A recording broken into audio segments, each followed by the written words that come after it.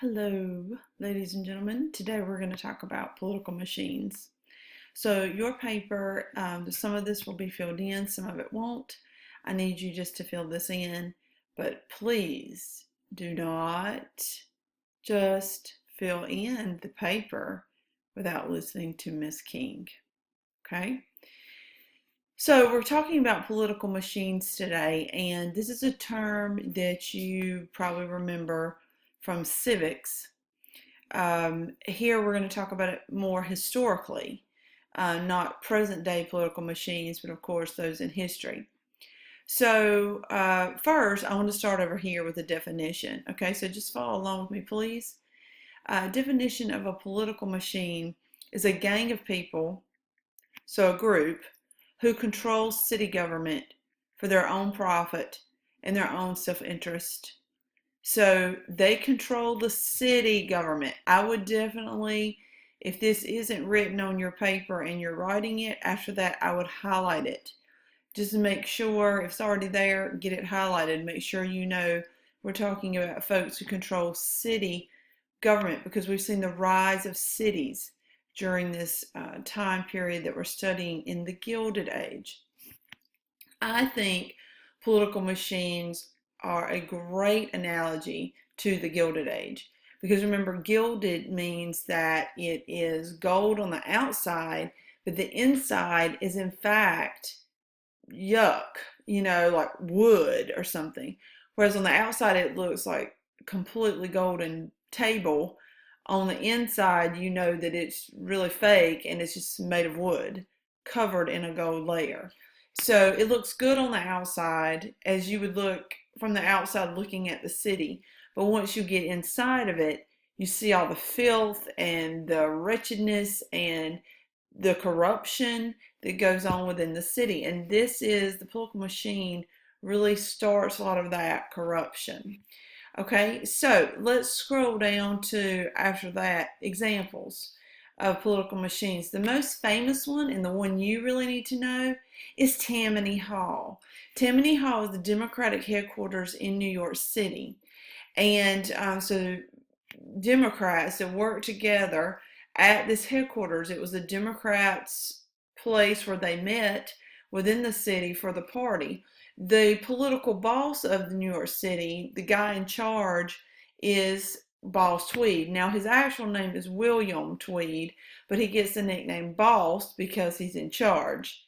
I don't know if any of you've watched, when you were younger maybe, the show The Dukes of Hazzard, but they have a man on there by the name of Boss Hogg, and he's a big fat man, and he smokes cigars, and he runs the whole town of, well, the whole county of Hazard County, and just steals from people and all of this. That character was based on the real life Boss Tweed. Okay, so he's called Boss because he is. He's in charge, and he's running Tammany Hall, which was their Democratic headquarters.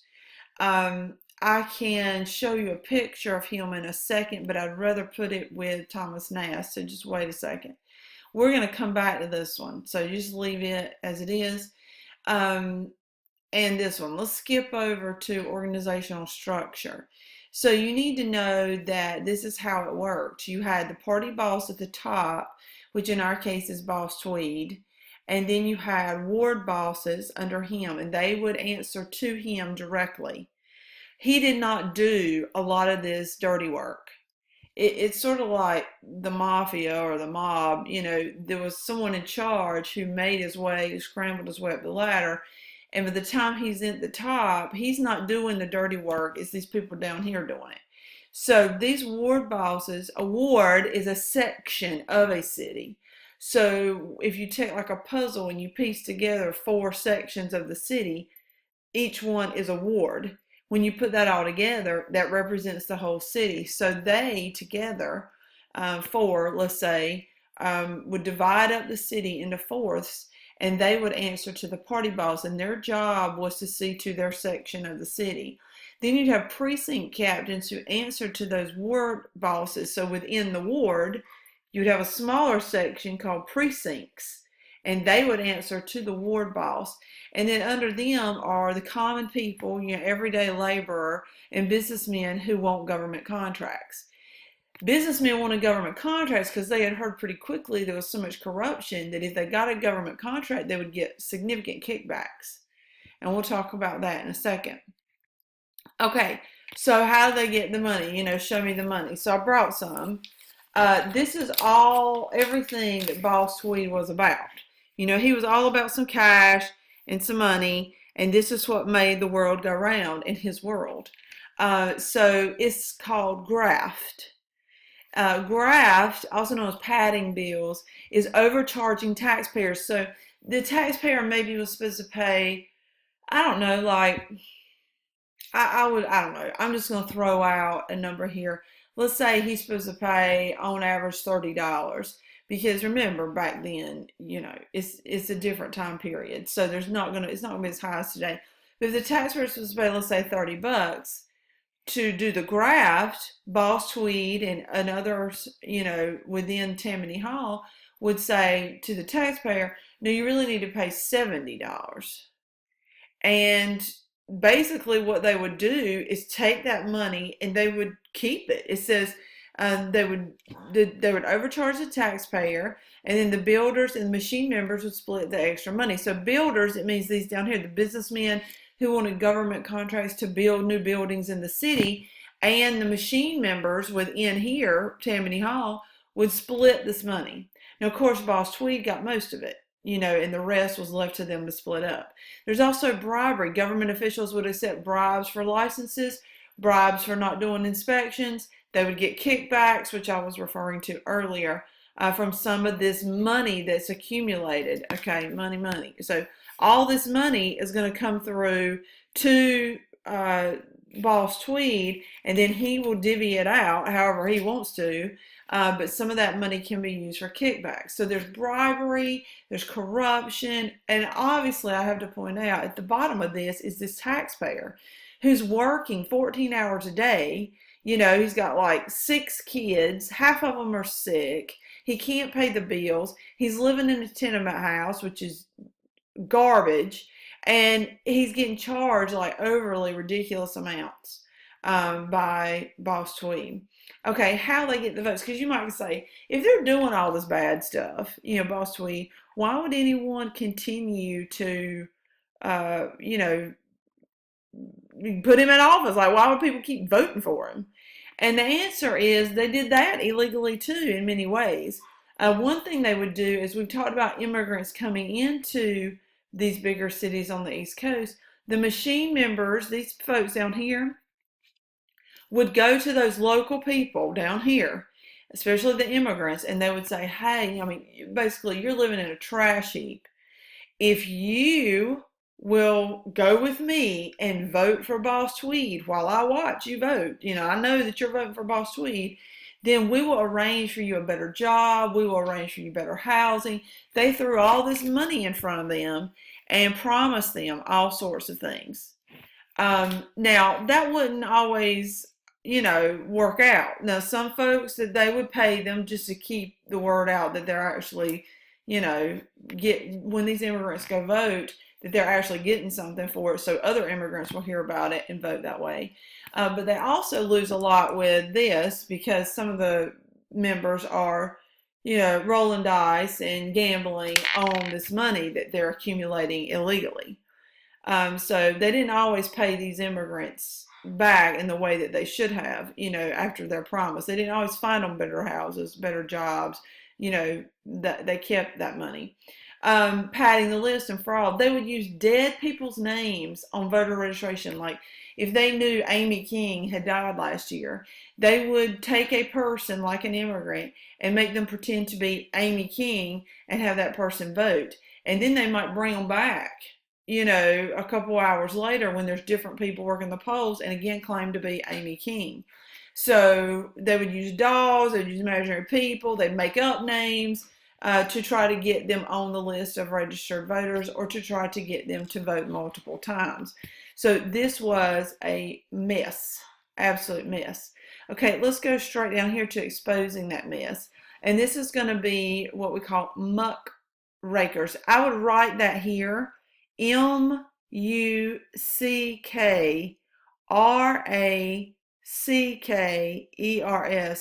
muckraker. So a muckraker is a person that exposes the filth, cleans away all the problems, and exposes the filth and shares with the world what's going on. So Thomas Nast was one muckraker. He's a cartoonist that exposed the corruption of Boss Tweed through political drawings. So he would show how the political machines were bad through cartoons that he would draw. You have to keep in mind the cartoons were like genius because most immigrants up in here cannot read or write. So if they saw flyers or posters, or even if they had a newspaper, they might can't read the paper, but they can look at the pictures and understand what the pictures are trying to say. They're going to raise awareness among these common people why these political machines are bad, and that the political machines will promise you all these things and not deliver them. So Thomas Nast becomes the enemy of Boss Tweed. I mean, he clash very much so because he's exposing the corruption of Boss Tweed. Let me show you two things and then I'll do the last box over here. Okay, so just stay with me. All right, don't lose me. So this, for example, is one of Thomas Nast's cartoons of Boss Tweed. Boss Tweed is a heavyset man, as I mentioned earlier. And I think this is so interesting because if you can see at the very bottom, it says the brains. He's making fun of him. The brain is a money bag because he'd just been stuffing himself with the people's money. And that led to his engorgement, okay, in the drawing. He's drawn bigger than life because he's just taking in everyone's money. So this is, and you see here the signature, Thomas Nast. So this is Nast exposing him. One more, just to compare an actual to a cartoon, this is an actual photograph of Boss Tweed. You see he's a heftier set guy, very well dressed, but very much in charge of Tammany Hall and this group. So with Thomas Nast putting out political cartoons like this, people see that and they know who is talking about. They figure it out that it is Boss Tweed, the guy that runs the whole city. Okay, so last thing is I need to talk about this last little box of here. And it says, once awareness is raised, so people start realizing what Boss Tweed is doing, there's going to be reform during the new era we're going to enter from Gilded Age into the progressive era. So it's got the word progress in there. So we're going to try to make progress and fix some of the problems. So people like Thomas Nast and others are going to rise up and they're going to say, look, we got all these problems. Secret balloting, city managers that are corrupt, commissioner systems that are corrupt, government-owned utilities that's corrupt. We need to raise awareness about these things. We got a guy, the political machine, Tammany Hall and Boss Tweed running the city. We need to do something about it. And people start wanting change, progress in society. So you see the political machines, while not dead to this day, because you still have them, it did bring about the rise of muckrakers who are going to expose these issues and say, hey, we need progress. We need to change this. We need to get rid of Boss Tweed. We need to get him in prison. We need to make sure that immigrants have jobs and adequate housing, and we don't need to be overcharging the taxpayer. Okay? So that's pretty much our lesson for the day, was just this handout.